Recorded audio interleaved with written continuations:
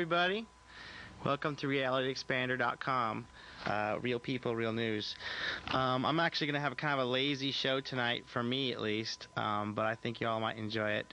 We're going to be showing some video clips, video samples of some tapes that I have in my collection of nutty freedom tapes, I believe they are.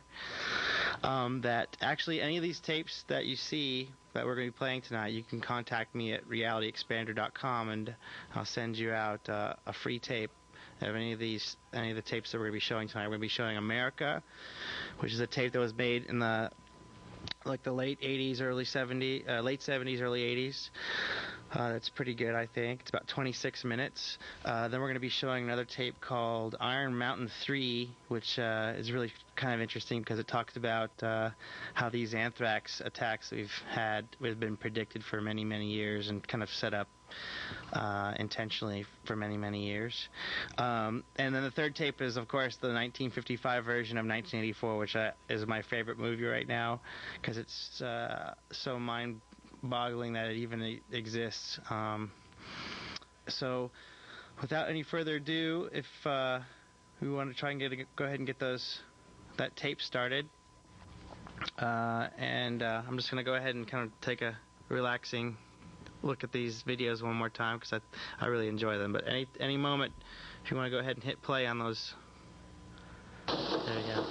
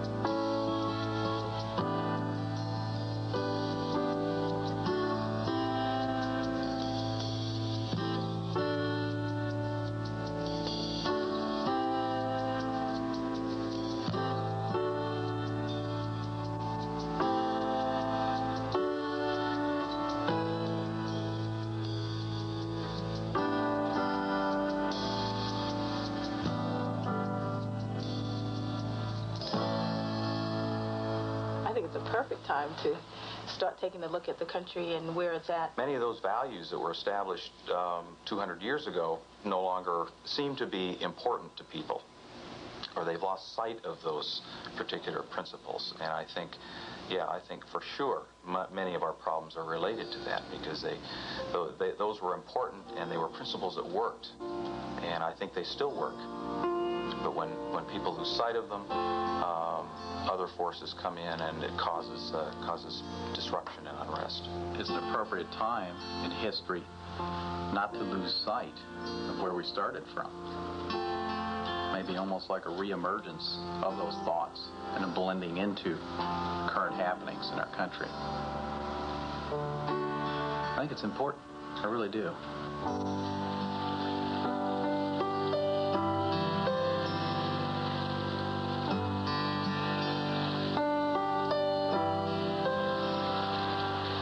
I think they had a lot of guts to get up and leave their families, maybe in some cases leave their possessions and come over here with not much to start with and, start a whole new life. In coming over here, they tried to ensure that the reason that they had left their homeland would not reoccur in this country for their children. I'm sure they were a group of people who were tremendously positive, because they would have to be if they were going to survive. They were people who had a strong religious sense. There was a deep sense of spiritual values. The kind of people that I believe founded the country were people who wanted to create a society that allowed people to progress based upon their own output, their own capability, their own skills. By the middle of the 1700s, the American colonists, who were very hard-working and enterprising, were beginning to be competitive in British markets. Britain's answer was to restrict their trade. America supplied Britain with raw materials. And they had to buy the manufactured goods back from Great Britain. So in addition to that, they were being taxed with import duties and export duties. Well, the Americans considered themselves full British subjects. They resented this treatment. And also the fact that they had little or no voice in the British government. The protest mounted until in 1775, fighting broke out between British troops and the colonists from Massachusetts. What you actually had was a severe political mismanagement situation between the mother country and the American colonies. But now, concurrent with the situation, you had a coming together of dramatic ideas concerning the basic abilities and rights and potentials of man. And then you had a new land with few constrictions of government and very little, if any, oppression, and you had a sense of personal liberation. All of this came together in North America, and it got translated into easily understandable ideas by Tom Paine, who actually had tremendous popular following. And this translated into the Declaration of Independence, which put forth as basic assumptions for organization of a country for the first time in the history of man. Radical ideas that people have basic rights, that people had a native inalienable right to pursue happiness, and making this a foundation of a nation. You can't imagine how earth-shattering that document was in its place and time. The acknowledgement of that basic ideal sent a liberating impulse across the planet. And it's what caused people to be drawn to this Constitution, to this land for 200 years. Just the fact that somebody said it.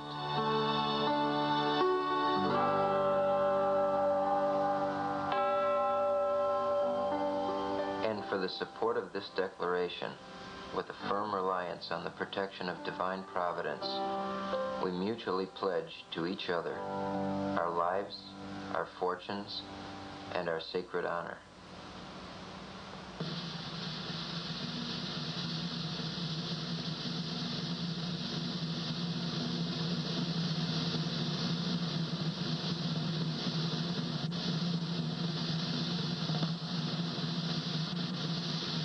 Thousands of trained soldiers in uniform, and you have these raggedy guys with hardly any ammunition and just barely the clothes on their back, and their willingness to die for a principle.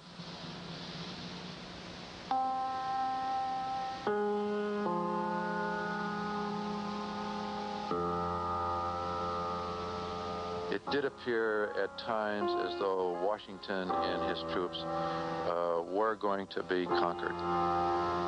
After all, Boston was occupied by the English troops. New York was occupied. Philadelphia was occupied. And Washington and his troops had to, in many cases, live off the land.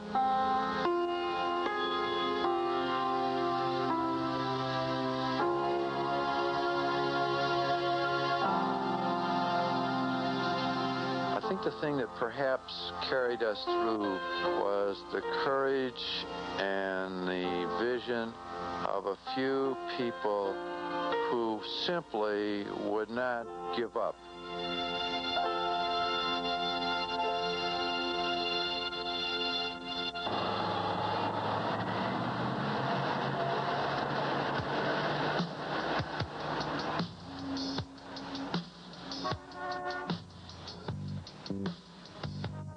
Most of my life, I took this country for granted. I thought it was here and that it was permanent and that all one had to do was do his thing. And it wasn't really until I started to become aware of the Constitution as an ideal that I started to really look at the country as something that was part of my responsibility. And what capped it off for me was a visit I made to Washington, D.C., and I spent some time in the Jefferson Memorial. And I could feel Jefferson's presence in the words that were inscribed in the walls.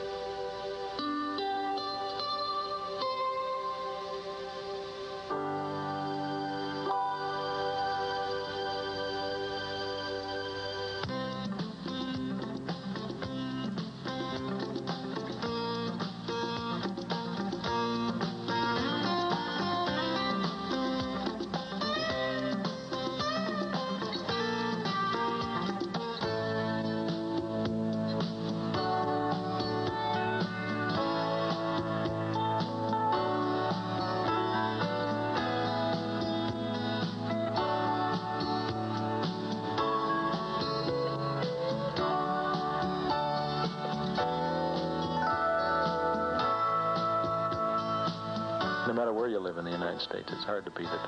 It really is. Nowhere else is there such a melting pot, or more tolerance, or more acceptance. I think we've got something here that we really ought to hang on to. We have a system that somehow manages to promote for each individual that person's seeking of his own destiny, to work into whatever he can conceive himself to be. And I think that sort of opportunity has never existed before in the history of the world. The difference is that here you can have a dream, and you can go after the dream. That's what's unique about America. And we love a good game.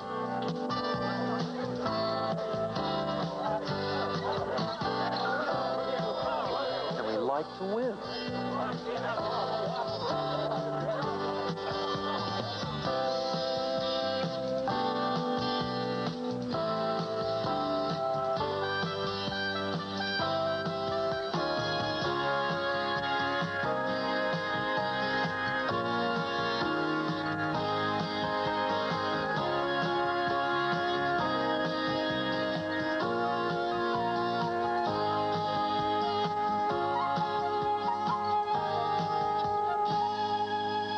Freedom means different things to different people. My personal freedom would be to be able to work hard and be able to keep what I have earned from the fruits of my labor. To be able to worship, to have a selection of jobs, to be able to build our homes and to live in a neighborhood where we can all get along.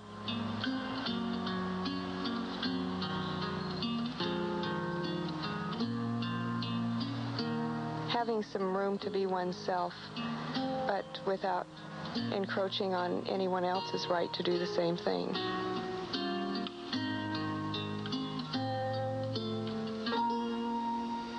Means to be able to do what you want when you want to do it, and only being limited by your own capabilities.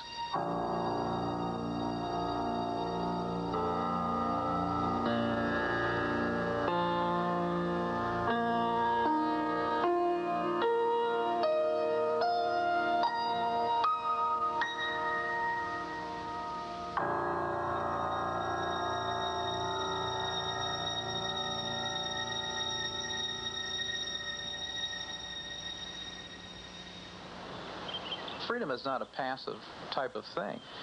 And in order to guarantee freedom, you have to be basically active in what's happening in the world, in government, in your own local community. It's a participative type of activity.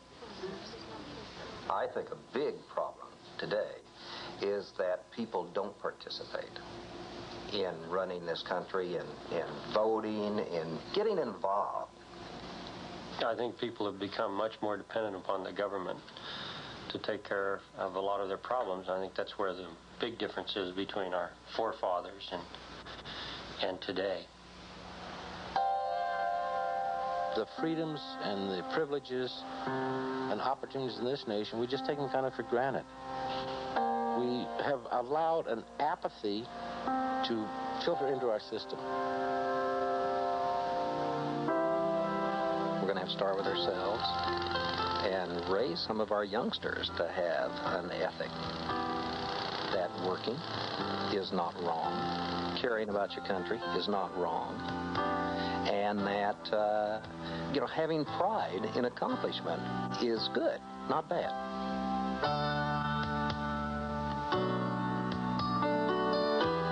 The early people who came to this country had an advantage in a way because their challenges were very clear-cut and very simple.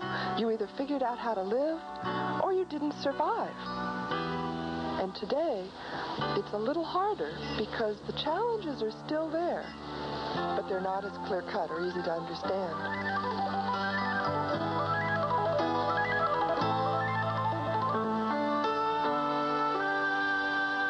If the Founding Fathers were to arrive in our country today, I think in one sense they'd be very distressed because they'd see many of their principles eroding. But on the other hand, I think they'd be excited because they would see what kind of growth this country was able to achieve over the past 200 years. But I think that growth came about as a result of what they had to offer, and we've made it in spite of the erosion, not because of the erosion.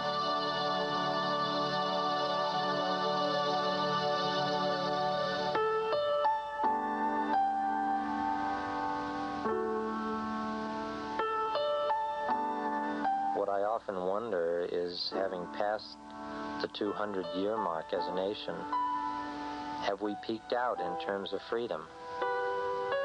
Must we now look forward to a slide back into a totalitarian frame of reference?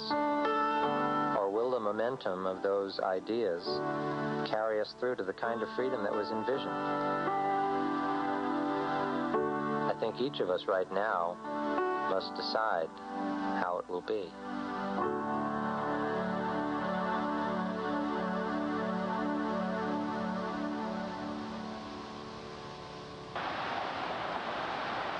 It's not going to happen unless we all work on it together as a team. It's kind of like we are here in this country, and it's something that we have to keep creating. It's the same as a marriage or anything else. If you stop creating it, it dies.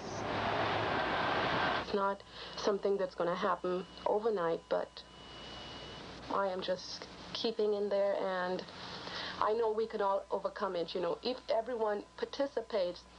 I think you start with your home, your community, where you work. For example, this company has a lot of pride, and that pride really came about over the last few years. We had specific goals. Everyone got a chance to participate and make it happen. Somewhat the same as we need for the country. An exact goal, and then work toward it. We're a nation of many different cultures, many different attitudes. And it's going to take a combined effort because we are in it together. Hey, we're all in this together. This is our country. Let's do it. Let's just deliver on the promise. I think as a country, if we would just deliver justice and deliver real freedom and deliver a true peace to our own people and deliver to them the potential for a good education, not just schooling, but a real education that really gives a person skills that he can use to achieve his dreams. As a country, if we would just deliver that, that would be our best foreign policy.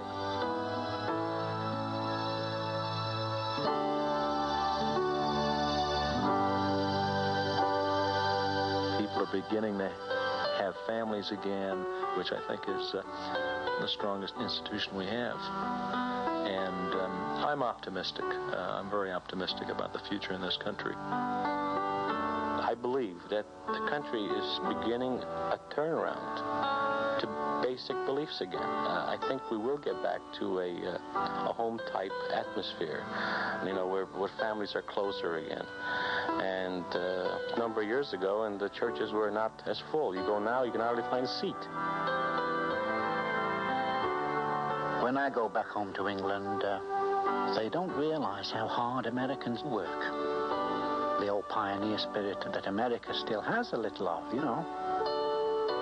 Do something for yourself instead of waiting for the government to hand it to you.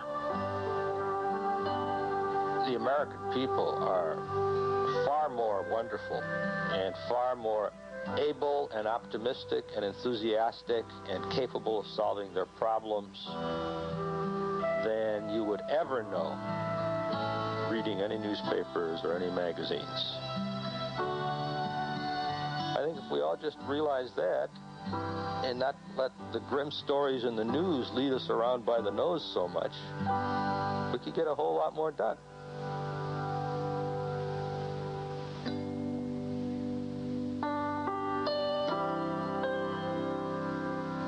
It's not the flag. It's what this particular flag represents. It represents integrity and freedom and hope. There's a line in our national anthem, and I can never hear it without tears. And it's, "Oh, say, does that star-spangled banner yet wave? Is it still there?" And when I was a child and I heard that, I would always say inside, yes, it's still there. It's still there.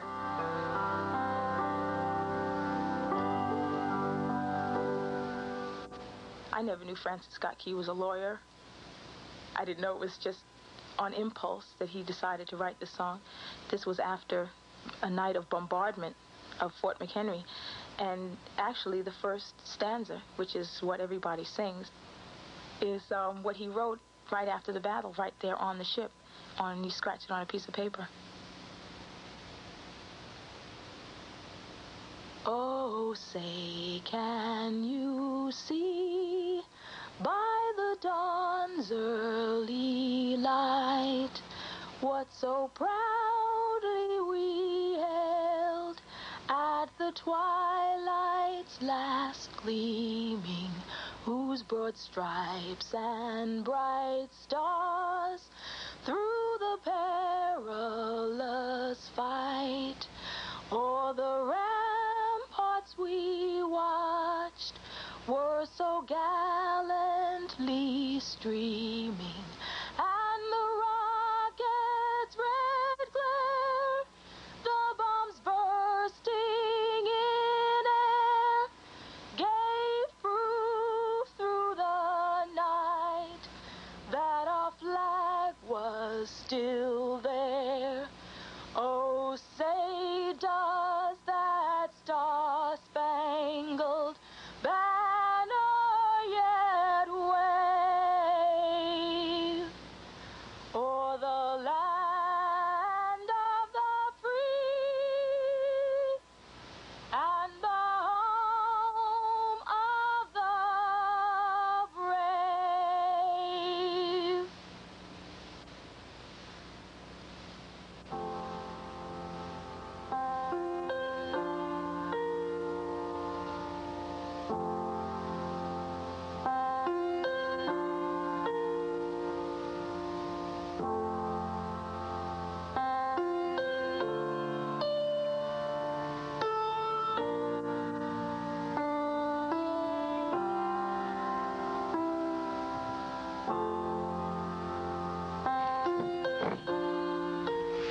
All right.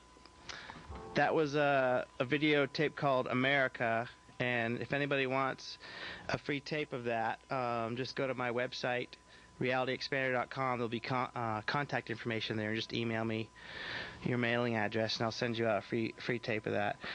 The next one, we don't have any callers, but So I'm just going to go ahead and jump to the next tape. Next tape is Iron Mountain 3, and this tape has been circulating around for quite some time, and it does predict some of the events that we've seen, specifically the anthrax stuff, and trying to blame it on a certain set of people, which has nothing to do with it. But it's very politically expedient for them to blame it on this group. So once we get that tape rolled up, we'll go ahead and get started on it. If anybody wants also a free copy of this Pocket Constitution, which shows you what your rights are and why they're worth fighting for. Again, this is free if you go to my website and ask for the package called Economic Solutions. That's included in there. All right, so as soon as we're ready, go ahead and play that tape. It's called Iron Mountain 3.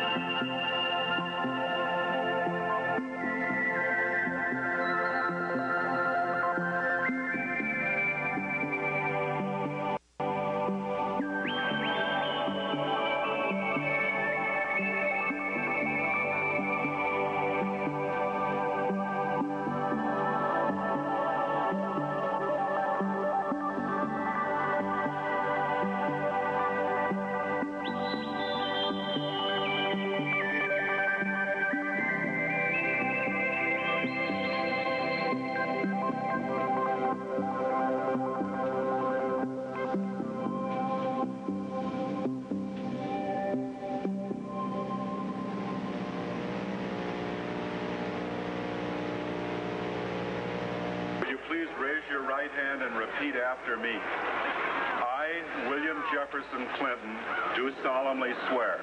I, William Jefferson Clinton, do solemnly swear that I will faithfully execute the office of President of the United States. That I will faithfully execute the office of President of the United States. And will to the best of my ability. And will to the best of my ability.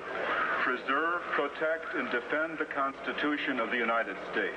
Preserve, protect, and defend the Constitution of the United States. So help me God. So help me God. Congratulations.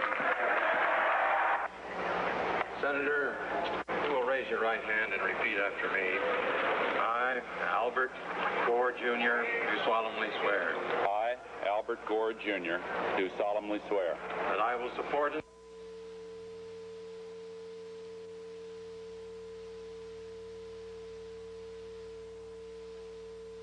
winter.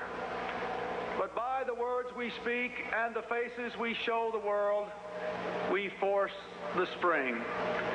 A spring reborn in the world's oldest democracy that brings forth the vision and courage to reinvent America. When our founders boldly declared America's independence to the world and our purposes to the Almighty, they knew that America, to endure, would have to change. Communications and commerce are global. Investment is mobile. Technology is almost magical. And ambition for a better life is now universal. Profound and powerful forces are shaking and remaking our world. And the urgent question of our time is whether we can make change our friend and not our enemy. Thomas Jefferson believed that to preserve the very foundations of our nation, we would need dramatic change from time to time. Well, my fellow Americans, this is our time. Let us embrace it. To renew America, we must revitalize our democracy. This beautiful capital, like every capital since the dawn of civilization, is often a place of intrigue and calculation. Powerful people maneuver for position and worry endlessly about who is in and who is out, who is up and who is down. Let us resolve to make our government a place for what Franklin Roosevelt called bold, persistent experimentation, a government for our tomorrows, not our yesterday. There is no longer a clear division between what is foreign and what is domestic. The world economy, the world environment, the world AIDS crisis, the world arms race, they affect us all. Today, as an old order passes, the new world is more free but less stable. Communism's collapse has called forth old animosities and new dangers. Clearly, America must continue to lead the world we did so much to make. While America rebuilds at home, we will not shrink from the challenges nor fail to seize the opportunities of this new world. Together with our friends and allies, we will work to shape change lest it engulf us. When our vital interests are challenged or the will and conscience of the international community is defied, we will act. With peaceful diplomacy whenever possible, with force when necessary. But our greatest strength is the power of our ideas, which are still new in many lands. Across the world, we see them embraced and we rejoice. Our hopes, our hearts, our hands are with those on every continent who are building democracy and freedom. Their cause is America's cause. An idea ennobled by the faith that our nation can summon from its myriad diversity the deepest measure of unity. An idea infused with the conviction that America's long, heroic journey must go forever upward.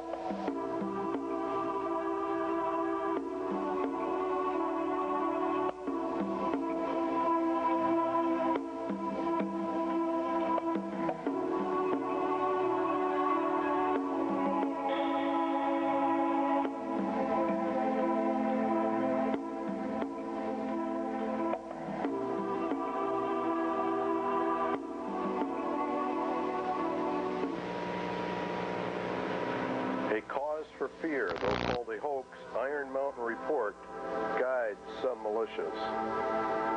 This article came out in the Wall Street Journal. As we said, scores of Americans believe the government is secretly plotting against them.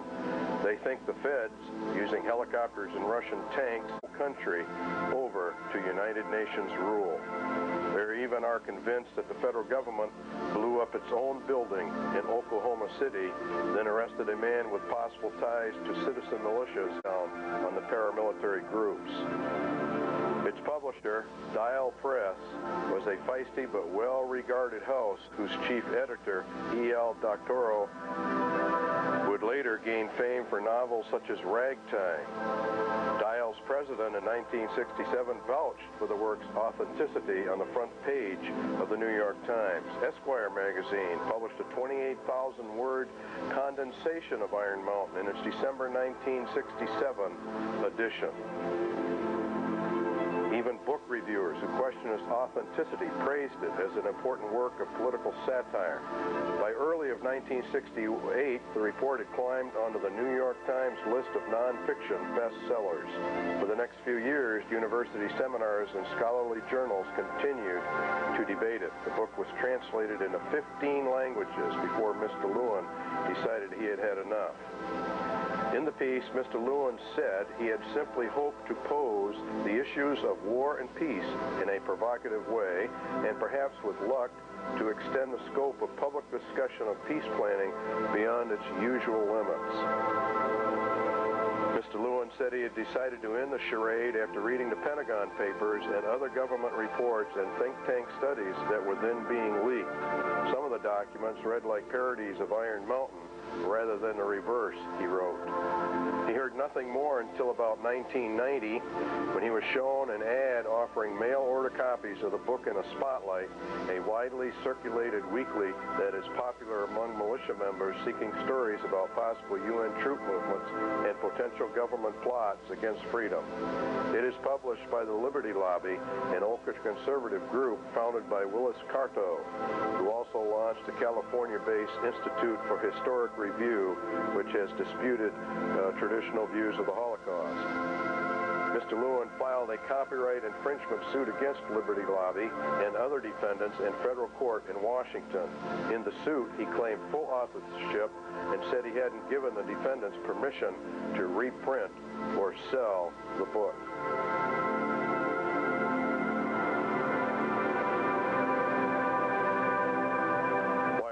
Unauthorized editions of it are rumored to be for sale through other mail-order houses. Mr. Lewin hasn't seen them, nor has he watched any of the interpretive videos, such as the 6-hour tape that Mark Price has been working his way through.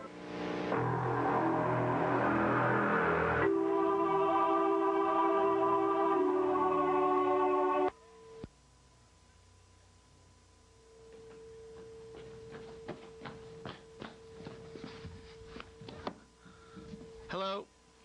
Okay, that was a little part of Iron Mountain 3, and it's a pretty interesting little video explaining some of that stuff about Iron Mountain I was really curious about. It's kind of a interesting mishmash story going back and forth, whether it's real or not real, or whether what they're doing is really happening or not. It's all very strange, but it's interesting information. And in that tape, they actually show how for quite some time we've been kind of conditioned to this anthrax thing, which of course they went pretty much full bore over in Britain with something similar called hoof and mouth disease. But they they've been trying to do this anthrax thing for some time. They actually have a clip out of Close Encounters that shows them using anthrax to get a population of people to evacuate or not go into an area. So that's pretty interesting. I do have another tape with a 1984. It's a 1955 version of 1984, which is a little bit closer to the book, how the book goes. And there are some pretty egregious changes, but for the most part it's a lot closer than the 1983 version or 1982, whichever year that was, of 1984. And I have both those, available for educational purposes only. If you email me at my website and show me, give me your mailing address. It doesn't have to be your physical mailing address. It can be a PO box or whatever, and I'll send you out a copy of the tape for educational purposes only, since it's impossible to find anymore. Let's see. So, I don't know if is that 1984 tape ready to go?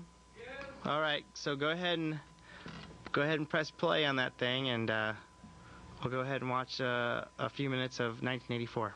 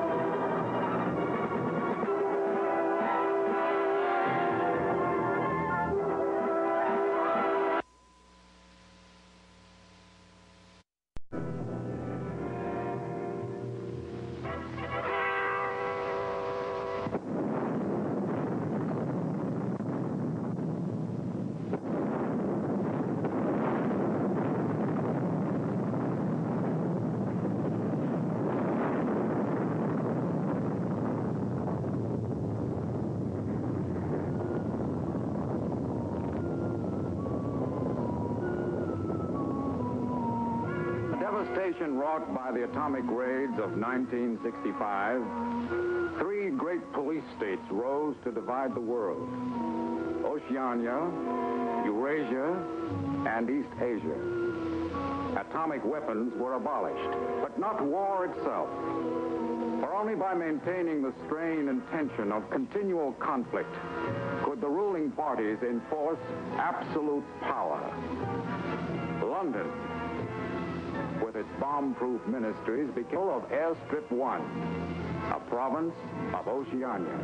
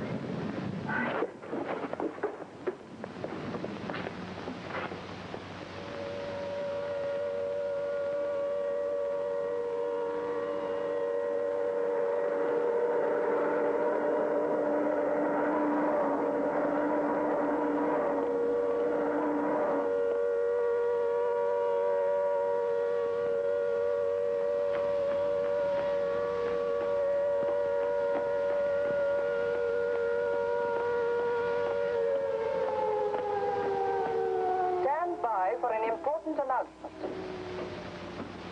The Ministry of Peace is happy to report that thanks to the vigilance of our gallant interceptors, no Eurasian rocket bomb was able to reach targets of any importance. We continue now with our regular broadcast.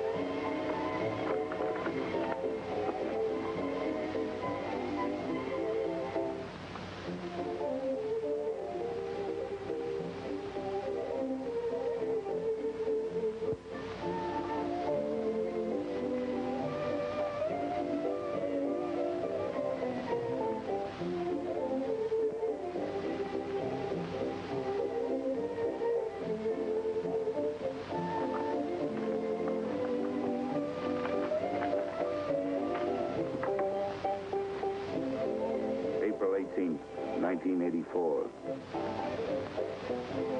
Nobody keeps a diary today, because to do so would be punishable by death.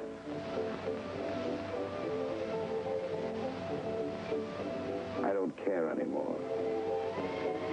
I found this old book by chance, and I'm going to set down what I dare not say aloud to anyone.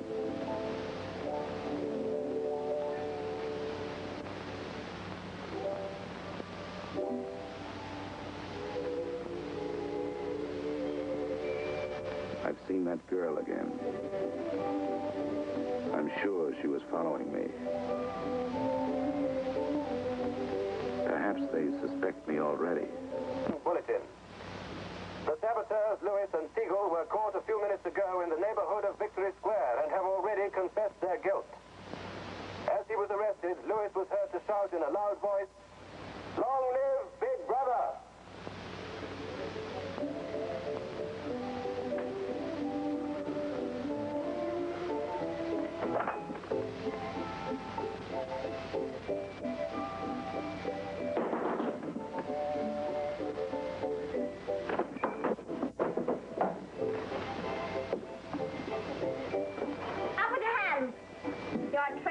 You're a thought criminal. You're Eurasian spy. I'll shoot you. I'll vaporize you. I'll send you to the uranium mine. Quieter now, Sabina, quieter.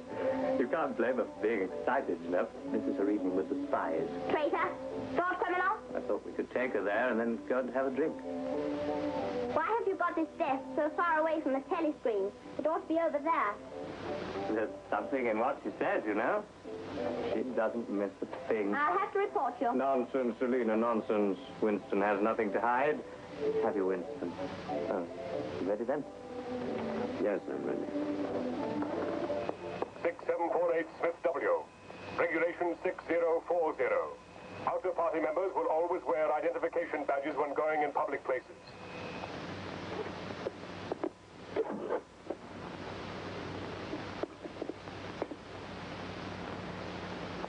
And Smith, don't forget again. All right, I'm ready.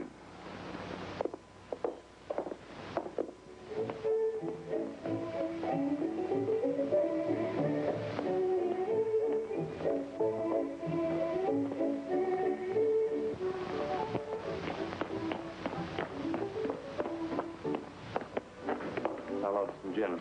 Right.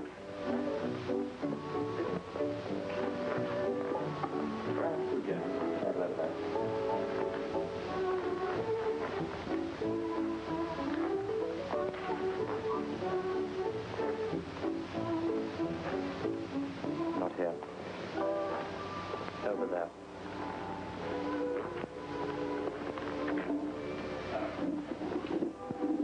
Didn't you recognize them? No. Jones and Rutherford. I thought they'd been liquidated. They ought to have been. Traitors. Remember their trial? They confessed to being in Eurasia during Hate Week last year, didn't they? That's why the war went badly for a few months afterwards. They were able to disclose a lot of secret information. What are they doing at Liberty? BB granted them a pardon. Do you remember? He freed 25 prisoners in honor of the Mediterranean victory. Only BB could make a gesture like that. I imagine they've spent some time at the Ministry of Love. Oh, yes. That's why they're here. They're cured. Better not show so much interest. 2 gins. Oh. Thanks. Maybe we shouldn't have stopped here. I get pretty uneasy when I'm near people who aren't healthy, if you know what I mean. Oh, well. Long live BB. Long live BB.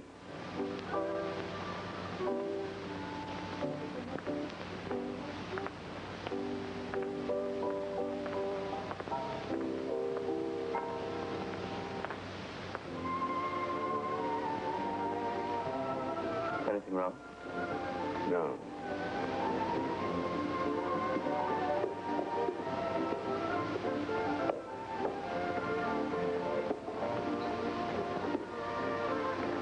Coffee, please. You looked at that girl as though you were scared. I I dislike her. I don't know her. Yes, she works in the Ministry of Truth in the fiction department. They turn out books for the people. But you've never spoken to her. No, she watches me. That needn't bother you. I mean, even if she's a member of the Thought Police, you've got nothing to worry about. That's right. Are they coming through?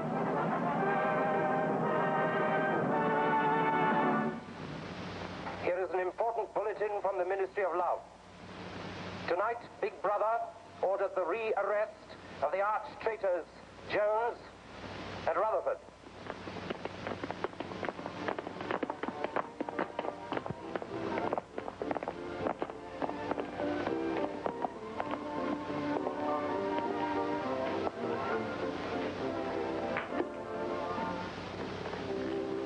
Hello.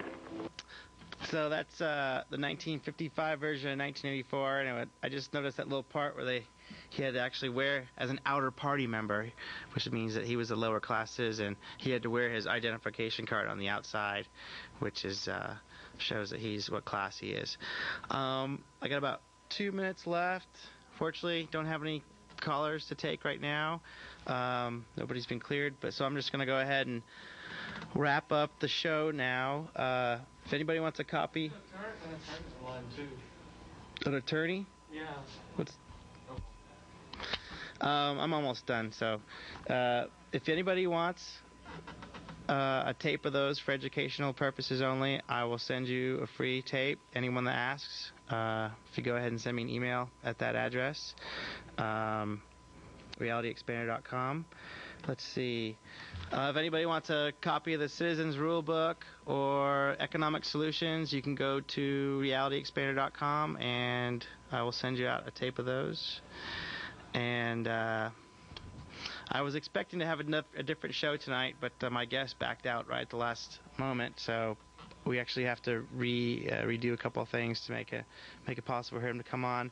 Next week's show, I'm going to have another guest on, Ron Rafferty, and we're going to be talking about disaster preparedness and another magazine called Contact, which he's gotten a lot of good information out of. Let's see. I don't really have anything else to talk about tonight. I had a different subject in mind, but just like to thank you, Austin, for making it possible for me to get on the air, and thanks for all my fans for sending in all the kudos, and all the people who don't like the show and don't like what I'm doing. I thank you too, because you keep it real, and it's important to keep the debate going and keep an open mind about a lot of this stuff, because it's kind of scary. A lot of it is kind of scary, and you feel pretty defenseless unless you know how powerful you are, and that's one of the reasons I do this show. If anybody wants to write an article for Reality Expander, we accept all articles from anybody. If anybody wants to get a show on the air that doesn't really want to come down here and get a license, I will put the shows on the air up to an hour at length. Anything you have, I'll put it on the air. Just let me know. And go to that. There's my contact information. And again, thank you, Austin, for allowing me to be on the station here and watching. And I love you very much. Thanks, Tex, for being my little boy. And thanks, Joanne, for being my wife. We'll talk to you soon.